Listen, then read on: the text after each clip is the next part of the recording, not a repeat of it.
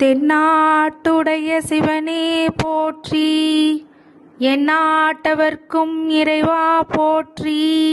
விக்னேஸ்வராய நமக. குலதெய்வமான ஸ்ரீ பொன்னம்பல சுவாமி, ஸ்ரீ பொன்முத்து கற்பன சுவாமி, அங்காள பரமேஸ்வரி பாப்பாத்தி அம்மன் துணையுடன் இந்த நாள் இனிய நாளாக அமைய அனைவரின் அவரவர் குலதெய்வம் காத்து அருள் பாலித்து பிரம்மாண்ட வெற்றியை கொடுக்க வணங்குகின்றேன். இன்று பிறந்த நாள் மற்றும் திருமண நாள் காணும் அனைத்து சொந்தங்களுக்கும் என்னுடைய நல்வாழ்த்துக்கள். தனுசு ராசி.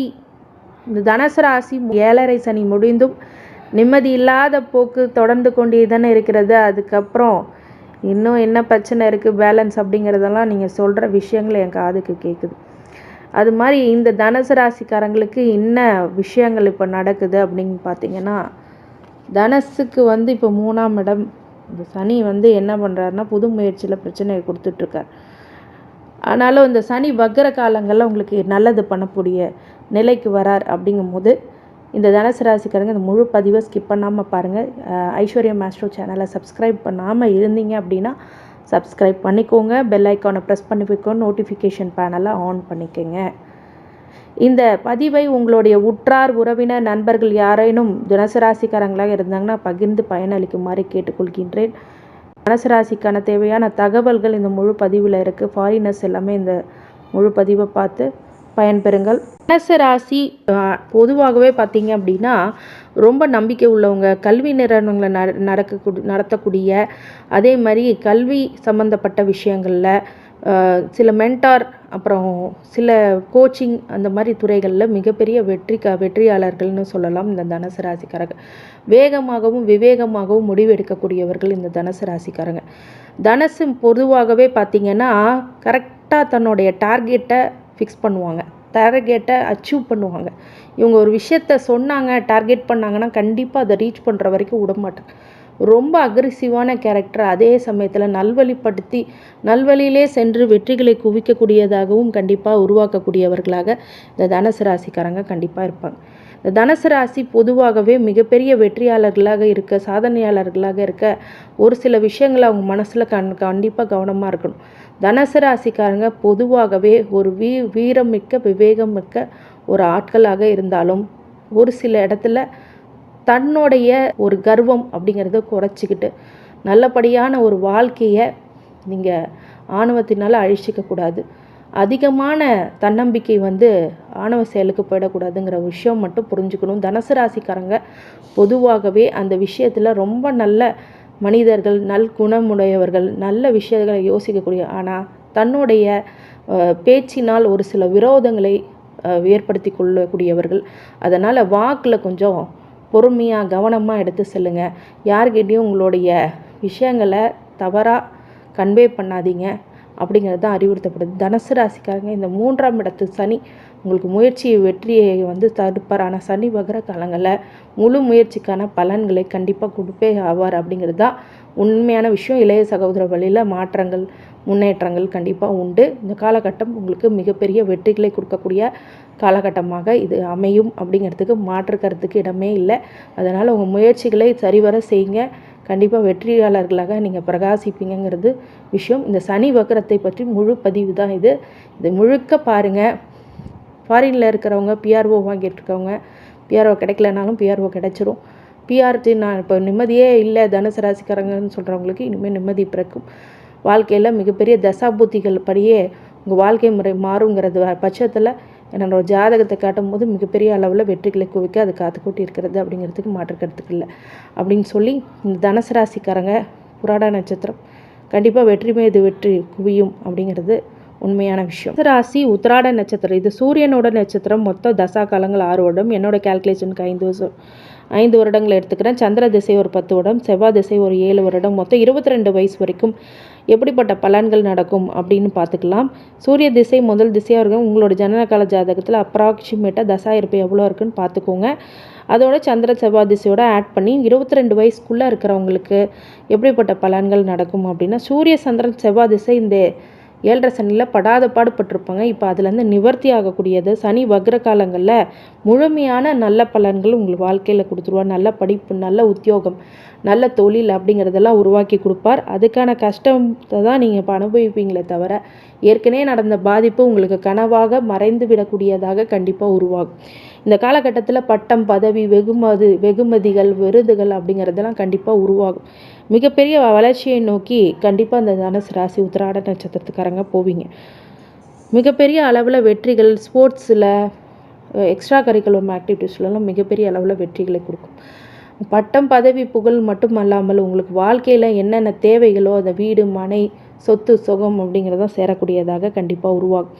இந்த ராகு திசை அடுத்தது 22 வயசுலேருந்து இந்த ராகு திசையில் மட்டும் ராஜயோக ராக திசையாக இருந்தால் பிரச்சனையே இல்லை. ராகு திசை ராகு புத்தியில் உங்களுக்கு தீமை நடந்தால் அடுத்துக்கு வருகின்ற தசா புத்திகள் கொஞ்சம் பரவாயில்லையாக இருக்கும். ராகு திசை ராகு புத்தியில் நிறையா கொடுத்துட்டோம்னா நீங்கள் ரொம்ப கவனமாக அந்த ராகு திசையில் கடந்து போகணும். ராகு திசையில் மிகப்பெரிய அளவில் முன்னேற்றம் சனி வக்ரத்தில் கிடைக்குமானால் கண்டிப்பாக உருவாகும். ஆனால் ஒரு சில தொந்தரவுகள், சங்கடங்களும் ராகு கொடுத்தே ஆவார். அவமானம் படுறது, பிரச்சனைகளை உருவாக்கி கொள்வது, வம்பு வழக்குகள் தேவையில்லாத வர்றது, வீண் பிரச்சனைகளில் தீர்வு கொடுக்க முடியாமல் சங்கடப்படுவது போன்ற விஷயங்களும் ராகு திசையை கொடுத்தே தீரும். இந்த ராகு திசையில் நீங்கள் காளியம்மன் வழிபாடு வெள்ளிக்கிழமை பண்ணி பாருங்கள். மிகப்பெரிய அளவில் மாற்றங்கள், உங்களுக்கு அதிர்ஷ்டங்கள் பெருகக்கூடியதாக இந்த ராகு திசை உருவாகும். இந்த ராகு திசையை புரிஞ்சிக்காதவங்க தான் இந்த வழிபாடுகள்லாம் பண்ணாமல் இருப்பீங்க. ராகு திசை புரிந்து கொள்ளவர்கள் இந்த மாதிரி வழிபாடுகளை பண்ணுவீங்க. பண்ணி பாருங்கள், உங்களுக்கு வித்தியாசம் தெரியும். ராகு திசை உங்களுக்கு கொடுமைகளை கொடுக்குறது, கடன் பிரச்சனைகளை கொடுக்குறது, வம்பு வழக்கு, கேஸு, கோர்ட்டு, அடிதடி, சண்டை இதெல்லாம் பார்த்துட்டேங்க மேடம், இன்னும் என்ன இருக்குது அப்படின்னு கேட்டிங்கன்னா அதுலேருந்து நிவர்த்தி பெறதுக்கு தான் நம்ம கஷ்டப்படுறோம். அப்படிங்கும்போது இந்த ராகு திசை ஒரு சில சங்கடங்களையும் மன வருத்தங்களையும் கொடுத்து உங்களை ஒரு மனிதனாக எத்தனை விஷயங்களில் நீங்கள் தீமையான விஷயங்கள் உங்கள் சுற்றி இருக்கிறது அப்படிங்கிறது இப்போ தான் கவனிப்பீங்க.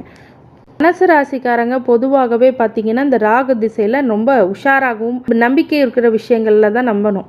பண விஷயத்தில் கேரண்டி கழுத்து போடுறது, அப்புறம் கொடுத்துட்டு நம்மளுக்கு வரும்னு நினச்சிக்கிறது, இந்த மாதிரி விஷயங்கள்லாம் பண்ணிடாதீங்க.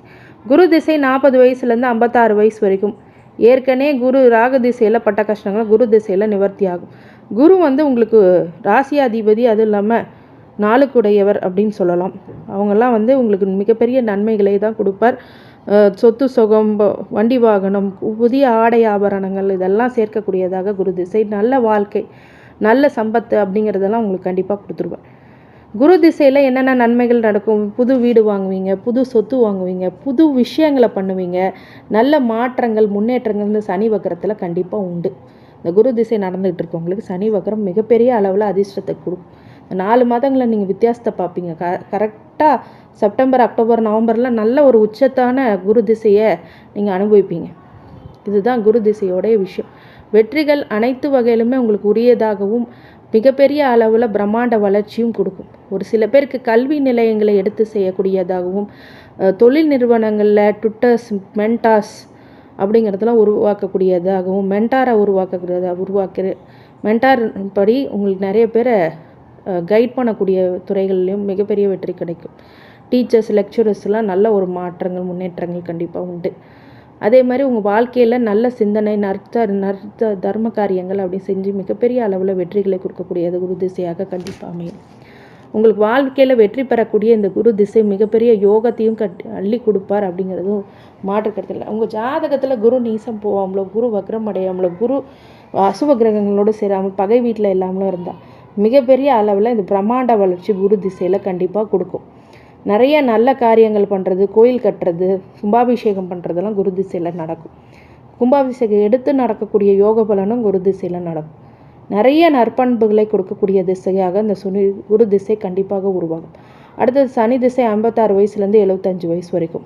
இந்த சனி திசை 2க்கும் 3க்கும் உடைய திசை அப்படிங்கும்போது சனி திசையில் ஒரு சில தொந்தரவுகளும், கஷ்டங்களும், பிரச்சனைகளும் இருக்கும்.